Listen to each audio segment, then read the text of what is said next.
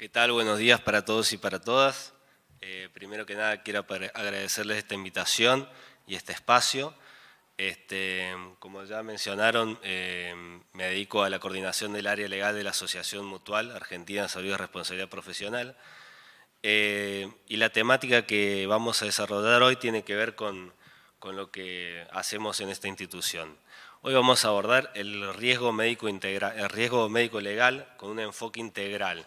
La idea es con un enfoque preventivo y un enfoque práctico.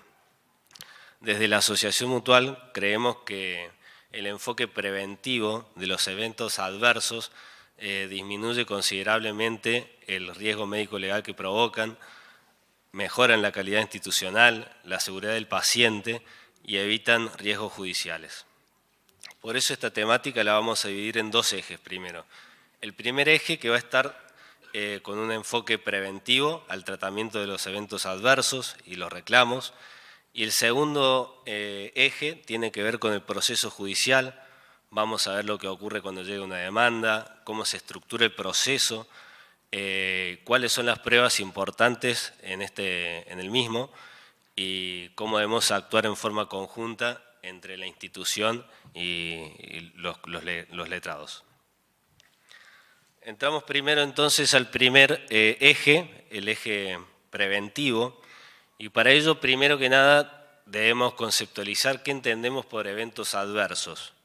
Eventos adversos es toda aquella situación que pueda dar lugar a un conflicto en la relación médica-paciente, independientemente de que haya habido o no responsabilidad.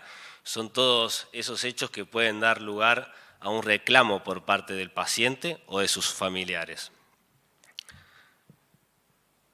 Para entender por qué es tan importante el análisis preventivo de estos mismos, vamos a ver cómo ha cambiado culturalmente la relación médico-paciente.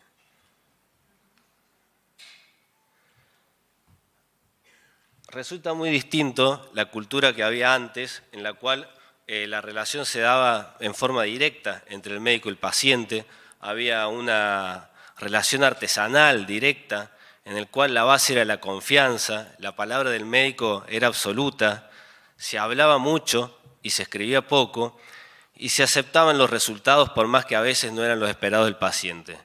Consecuentemente, el riesgo legal que había era bajo. Hoy por hoy esa relación ha cambiado. La relación del paciente se vincula con una institución, con un equipo médico. En el curso de una atención intervienen distintos médicos, enfermeros, administrativos, por tanto hay una despersonalización de ese trato. Asimismo, ya no es solamente la base de confianza con el médico, sino que hoy el paciente tiene acceso a información y hasta muchas veces decimos que está sobreinformado porque el paciente ya concurre en la consulta habiendo previamente visto cuáles eran en internet, cuáles eran sus síntomas, su posible patología, su posible tratamiento y sus posibles resultados, con lo cual se tolera menos cualquier resultado no esperado. Consecuentemente, el riesgo legal es alto.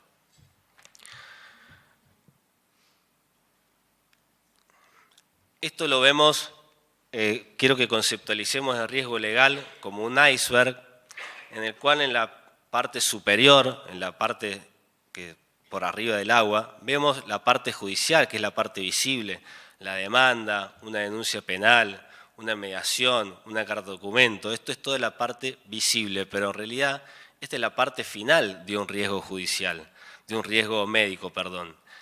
La problemática está mucho más abajo. La masa, la gran masa, está en la clínica, está en eventos adversos que no fueron reportados, en historias clínicas incompletas, consentimientos informados genéricos o ausentes, comunicaciones deficientes con el paciente, protocolos que no se cumplen. Entonces, si tomamos conciencia de la importancia de estos eventos adversos y de la importancia de su tratamiento precoz, ¿dónde está la dificultad? ¿Por qué se reporta tan poco en una clínica? Y bueno, acá nos encontramos con una paradoja, que justamente el personal tiene miedo a medidas disciplinarias, sentimiento de culpabilidad, percibe que se trata de una carga burocrática sumado a la carga de trabajo que ya tiene, o simplemente que la institución no lo acompaña o no promueve la denuncia de estos eventos adversos. Por otro lado, para la clínica es fundamental los beneficios que trae, la activación inmediata de protocolos de contención, la reducción del riesgo médico legal, permite corregir estos incidentes con una premisa: el 50% de los incidentes pueden evitarse. Por otro lado, permite hacer una correcta documentación y trazabilidad de toda la atención y trabajar con un asesoramiento temprano interdisciplinario. Por supuesto que no todos los incidentes o eventos merecen el mismo tratamiento. La clínica deberá definir dentro de su riesgo médico legal cuáles son aquellos que sí necesitan una activación inmediata. Acá en pantalla podemos ver, dividido en 4 grupos, distintos eventos adversos que consideramos que son de tratamiento inmediato, teniendo presente siempre como máxima que la suerte de un evento adverso se va a definir dentro de las 72 horas. Por eso es fundamental el tratamiento inmediato. Podemos ver en el plano quirúrgico y anestésico complicaciones anestésicas graves, hallazgos intraoperatorios, lesiones ligaduras accidentales, histerectomías poscomplicación. Luego en el plano obstétrico y pediatro es mucho más complejo aún, la familia es mucho más sensible. Imaginémonos una muerte fetal espontánea, parálisis braquial, hemorragias posparto. Es sumamente necesario la comunicación inmediata y la contención del paciente y un enfoque institucional que acompañe a la familia. Por otro lado, en el lado clínico y evolutivo, muerte súbita, infecciones fulminantes, complicaciones, escaras severas. Si no tenemos una adecuada comunicación con los pacientes, puede interpretarse que esto sucede por una falta de tratamiento, por un abandono de paciente. Y finalmente, con respecto a la infraestructura y seguridad del paciente. Esto ya no es una cuestión clínica, sino sanatorial. Caídas en la cama, quemaduras por aparatología, electrobisturí, quemaduras por sustancias, abandono sin alta, rechazo, errores de medicación. Ahora bien, tenemos ya la importancia que requiere el tratamiento anticipado. Tenemos un panorama de los incidentes que pueden ser necesarios actuar urgente. ¿Cuál es la guía que sugerimos nosotros para el tratamiento integral de los mismos? Sugerimos una guía de 5 pasos. La primera es una política institucional preventiva, que está orientado a evitar que sucedan los incidentes, y eso organizando el trabajo diario, estableciendo protocolos claros, organizando la seguridad del paciente, efectuando checklists, centralizando la información de todo el paciente para todos los sectores y con capacitación continua de todo el personal. El segundo paso sería crear un sistema de detección y de gestión de los eventos adversos. Debe darse un tratamiento institucional y no improvisado a todas estas cuestiones. Debe capacitarse todo el personal para identificar estos eventos que marcamos en el radar. Debe designarse una persona o un comité para que sea la encargada de centralizar toda esa información y circular la información con los sectores de alto rango para contenerlo antes que el problema escale. El tercer punto, que es fundamental, es la contención del paciente y su familia. Muchos eventos adversos no escalan solamente por el resultado no esperado, sino por la falta de comunicación, la falta de contención o porque el paciente no se siente acompañado. El punto 4 tiene que ver con una corrección sistémica. De nada sirve si usamos una política preventiva, si detectamos cuáles son los incidentes que surgen, contenemos al paciente, pero no corregimos para evitar que se sigan produciendo. Y el punto 5 tiene que ver con una revisión de historias clínicas. no solo desde el punto de vista médico, que debe hacerse supervisado por el director médico, sino también con una mirada legal, porque la historia clínica no solo es un documento médico, también va a ser la prueba documental por excelencia que luego veremos en el proceso judicial. Hasta acá llegamos con el primer eje, remarcando la importancia de contener los eventos adversos, de su tratamiento anticipado, que nos va a permitir reducir incidentes, evitar riesgos médicos legales y, en los casos que llegue a juicio, llegar de la mejor forma, con una documentación sólida. Ahora, ¿qué pasa cuando llega la demanda? Entramos en el proceso porque independientemente de que se haga toda la cuestión preventiva, algunos casos van a escalar a la justicia. Es importante tener presente que tenemos un plazo de 3 días que establece la Ley de Seguros para efectuar toda denuncia de siniestro. Y es importante cumplir primero con ese lapso y segundo, remitir la historia completa, copia íntegra de la notificación de la demanda con todo lo que llega, historia clínica completa, incluidos consentimiento informado, estudios y todo otro tipo de documentación relacionada a la atención brindada, y el formulario de denuncia de siniestro, que siempre se pide que se consignen los médicos intervinientes, los teléfonos de los médicos y las compañías que los asegura, porque muchas veces los consultores médicos necesitan hablar, hay veces no entienden un registro o quieren hablar con su abogado para coordinar una estrategia defensiva congruente.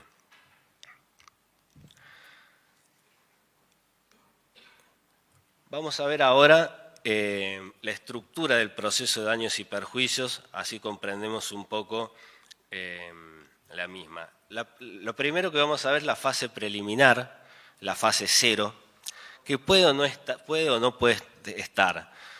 Es una fase previa que algunas veces la inician los actores tendiendo a conseguir la historia clínica, a buscar información sobre los médicos o cualquier otra información que precise para iniciar la demanda de daños y perjuicios.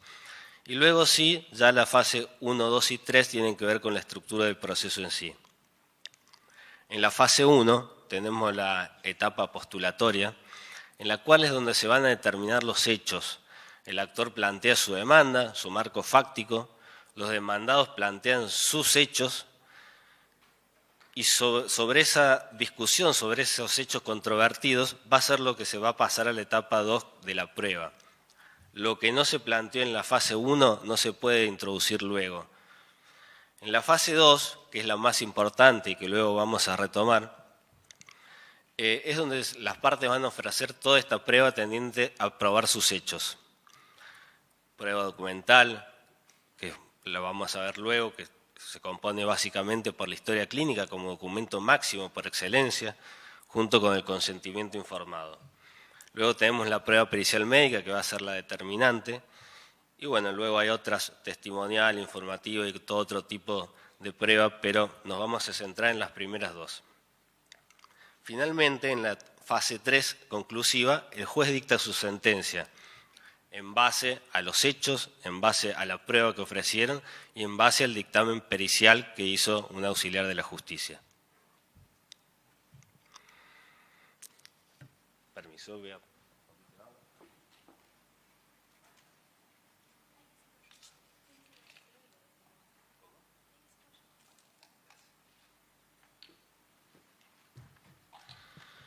Vemos entonces la regla general para este tipo de procesos.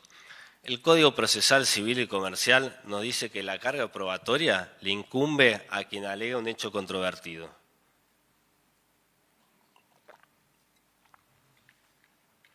Pero sucede que en este tipo de procesos se aplica la denominada doctrina de la carga probatoria, que desplaza esa obligación en lugar de quien tiene mejores condiciones para probar lo sucedido. En este caso, quien tiene mejores condiciones de aportar la prueba, lógicamente en este tipo de procesos van a ser las clínicas que tienen la custodia y los médicos que realizaron la confección de esa documentación. Por eso decimos que ya no basta con haber actuado bien, no basta con que la atención haya sido correcta, debe poder probarse. De ahí es que destacamos la importancia de una correcta confección de la historia clínica.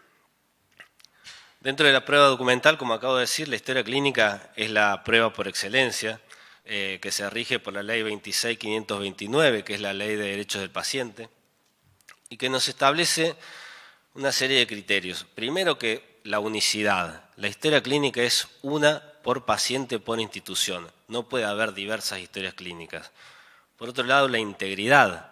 Se compone también con los consentimientos informados de internación, de cirugía, de anestesia, por los estudios realizados. Tiene también carácter de confidencial, debe limitarse su acceso. Y finalmente los derechos del paciente que estipula esta ley, el acceso a información. El paciente es el titular de esa historia clínica. Por eso sugerimos primero cumplir con estos principios, hacer evoluciones claras que contengan fecha, hora, nombre del profesional que atendió, indicaciones médicas, medicación indicada, registrar las interconsultas que se realizan y luego su resultado, asentar los estudios que se realizan y luego ese resultado. Por supuesto que registrar todo tipo de evento adverso, complicaciones, hallazgos intraoperatorios, y el registro debe ser totalmente completo y transparente porque va a ser la prueba que nos va a servir luego. No solo como prueba documental, sino que va a ser la base para la pericia médica. También integra la historia clínica el consentimiento informado, por supuesto que también está regido por la misma ley 26.529, que es la ley de derechos del paciente, y por la ley 26.742, que introduce algunos cambios, que es la ley de muerte súbita, muerte digna, perdón. Muchas veces nos cruzamos con consentimientos informados genéricos, con que los hace un administrativo, directamente un formulario en blanco, que es una fotocopia, donde se pone el nombre del paciente, el tratamiento que se le brinda y complicaciones genéricas, las cuales no tienen ningún tipo de valor probatorio. No se trata de un mero documento administrativo. El consentimiento informado es un proceso gradual de información en la cual el médico informa al paciente en términos claros y comprensibles para él la patología que tiene, las complicaciones posibles de si no se hace un tratamiento, las complicaciones del tratamiento, y luego de haber entendido y aceptado todo eso, presta su conformidad, la cual puede revocarse en cualquier momento de la atención.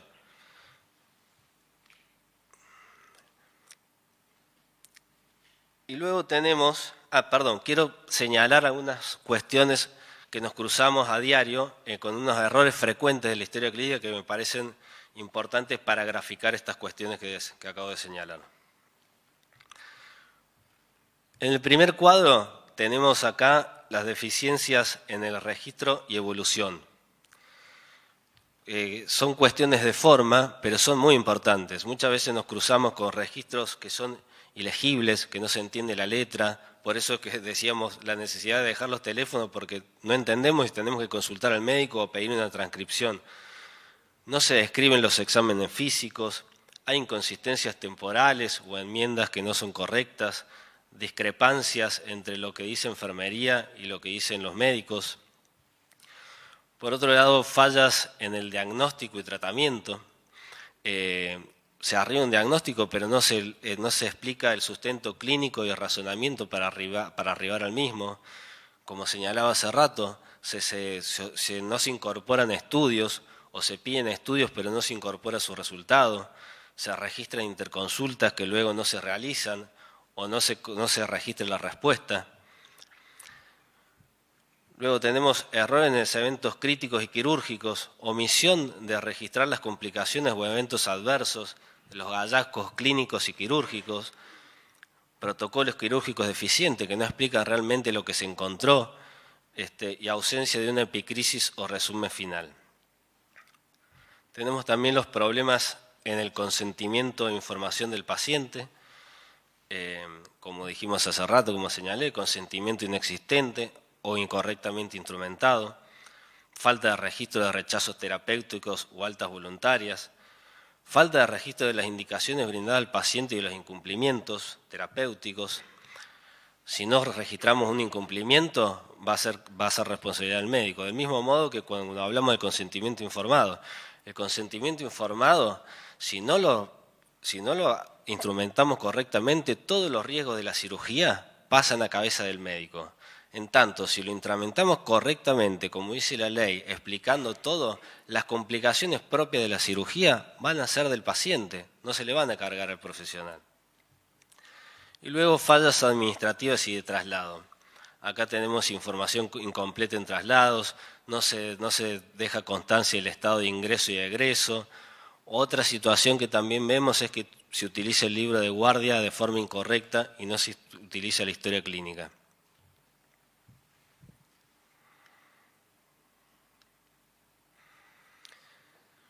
La ley 26.742, también, que les comenté hace rato de la ley de muerte digna, establece también que en caso de enfermedades irreversibles o terminales, el paciente tiene derecho a rechazar procedimientos de soporte vital cuando sean desproporcionados. Esto lo puede hacer en cualquier parte de su tratamiento. Y por último, quiero mencionarles 3 casos especiales de los cuales no es necesario, se puede prescindir del consentimiento informado con un enfoque totalmente estricto, con esta interpretación restrictiva. El primero es cuando hay un grave peligro para la salud pública. El segundo es una situación de emergencia, un paciente que llega y necesita ser operado inmediatamente o incluso ante un hallazgo intraoperatorio. Y también señalarles que toda negativa, así como las negativas de los rechazos terapéuticos, en caso nos cruzamos por ahí algunos pacientes que no quieran recibir información directamente, entonces también debe dejarse sentado esta negativa. Pasamos ahora entonces a la última prueba, la prueba pericial médica, que como decimos es la prueba suprema en este tipo de procesos. En este tipo de juicios, el juez es un abogado, con lo cual no sabe de medicina y por tanto recurre a un perito médico que es un auxiliar de la justicia. Es un tercero que no tiene interés en el proceso y que debe elaborar un dictamen fundado. Tenemos que tener presente que el perito no estuvo en la atención, sino que es un análisis posterior y que se va a basar en la historia clínica. Por lo tanto, si no tenemos una historia clínica adecuada y un consentimiento adecuado, no nos va a ir bien en la pericia médica. El perito debe seguir 4 fases en su dictamen. El primero es la recolección de información, lectura del expediente judicial, análisis de la historia clínica, estudios, legajos y entrevista con el paciente. Acá siempre los abogados deben chequear que efectivamente esté incorporada al expediente toda la documentación necesaria. Muchas veces nos cruzamos con pericias que dicen que no estaba la historia clínica, que no estaba la interconsulta y es porque estaba reservado en secretaría, por ejemplo. El segundo paso es la definición de alternativas. El perito va a determinar qué decían las guías, los protocolos, los manuales que se debía hacer para la patología que presentaba el paciente. El tercer paso es la comparación de desempeños, es decir, se contrapone lo que se hizo con lo que se indicaba que se debía hacer. Y en base a estas cuestiones, el perito elabora su dictamen, que como dijimos es algo fundado y con opinión científica, no es una subjetividad. Debe tenerse presente, por supuesto, el contexto en el cual se dio la atención, el contexto preexistente del paciente, cuáles eran las condiciones de riesgo, si tenía patologías preexistentes, dónde vivía, cómo era su alimentación, todas esas cuestiones que pueden incidir en el resultado de la curación. Por otro lado, el contexto concomitante, referido a la infraestructura de la clínica, si contaba con estudios de diagnóstico, si no, si tenía terapia, si se trató de una internación, una cirugía de urgencia o una cirugía programada. Y finalmente, lo posterior, también se va a evaluar el seguimiento que se hace de este paciente, los controles, y toda actitud de la clínica y del profesional tendiente a lograr esa curación. Finalmente quiero mencionarles una problemática que nos cruzamos durante el proceso y es el infraseguro. Ocurre que en este tipo de seguro de responsabilidad civil, de responsabilidad profesional civil, tanto de los médicos como de las clínicas, se trata de un seguro voluntario. Entonces muchas veces observamos que en una atención hay 2 médicos inseguros o que hay seguros que son insuficientes. La realidad es que esto afecta a toda la cadena porque las condenas son solidarias mayormente, con lo cual si tenemos 2 médicos inseguros o una clínica con una póliza baja, el afectado va a ser la institución, la obra social. Por eso es una tarea también de la institución, primero verificar cuanto menos semestralmente las sumas aseguradas que tienen contratadas y actualizarlas en base al riesgo médico-legal que tengan, como así también a los procesos inflacionarios que se transiten. Y también, así como ver los suyos mismos, verlo de su plantilla. Garantizarse que todos los médicos que intervienen en esa institución tengan un seguro adecuado.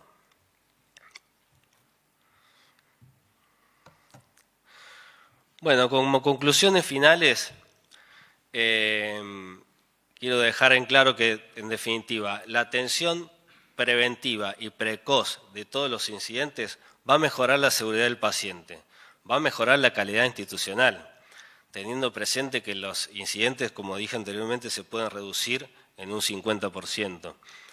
Va a disminuir la incidencia de los efectos adversos. Si los contenemos, los hablamos y acompañamos al paciente y su familia, va a haber menos litigios. Va a favorecer la confección de historias clínicas estandarizadas y consentimientos informados adecuados, que nos va a dejar, sobre todo, en una base sólida para afrontar aquellos juicios que, por más que hagamos toda una medida preventiva, también van a llegar.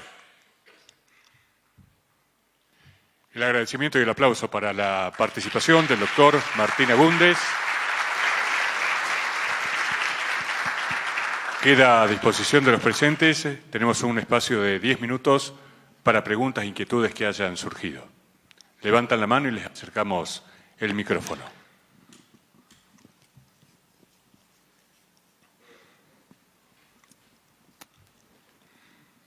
Aprovecho así después alguien se anima a preguntar. Sobre los documentos legales, la confidencialidad de la historia clínica. ¿Cómo debe entregarse a quién? ¿Qué resguardo debe haber en el pedido a la institución médica para que otorgue a un tercero que no es el paciente copia de la historia clínica? O sea, mi pregunta concreta es, ¿tiene que ir con algún relevo del secreto que guarda no solamente lo de la historia clínica, sino la ley de datos personales, o no? La historia clínica en principio es propiedad del paciente y se le debe entregar a él. En caso de que él no pueda, se le puede entregar a los familiares, siempre bajo custodia. Es distinto de la información sanitaria, que eso sí es un acceso de familiares hasta 3er grado. Pero la historia clínica le corresponde al paciente. Y siempre, como decimos, dejar constancia de la entrega. Pero cuando le pide un tercero, un juez, por ejemplo. Cuando pide un tercero, cuando es un juez, por supuesto que hay que entregarla. Era la fase 0, incluso que la mencionaba ahí, cuando se prepara una demanda, o por ahí la pide una RT en otro proceso. Ante una información judicial, por supuesto que hay que entregarla, hasta un pedido judicial. Gracias.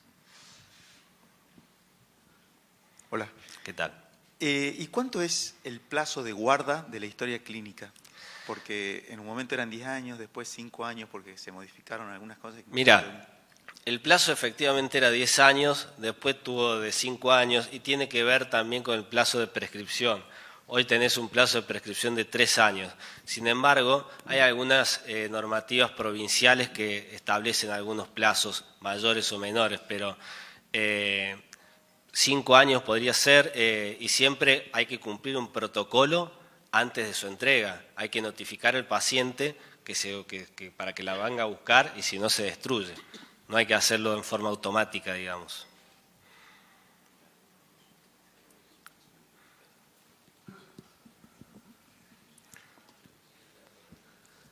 Una consulta. ¿Qué sucede después del evento adverso cuando hay una diferencia en la historia clínica entre enfermería y el médico? ¿Cómo se actúa en ese momento? ¿Qué se hace a partir de ahí? Bueno, eso te va a servir como para gestionar en la institución, evitar esas contradicciones. Por supuesto que si hay una contradicción no se puede reescribir la historia clínica. Lo que hay que ver es si ese evento adverso, atenderlo, corregir en el sector que se está escribiendo mal, atender al paciente, hacerle un acompañamiento y rastrear toda esa atención.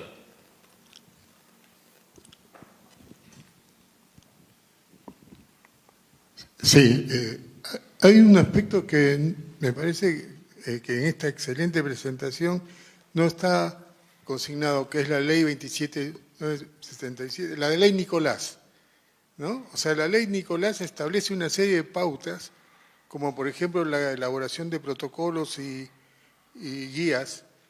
De alguna manera eso ya tiene una implicancia legal, o sea, digamos, si eso no se cumple puede ser un punto de debilidad en el proceso. Y hay que cumplir acá pautamos principalmente la ley de derechos de paciente y la ley de muerte digna, que son lo que regulan. Por supuesto, toda normativa que se haga posterior y que esté vigente tiene que adaptarse los registros.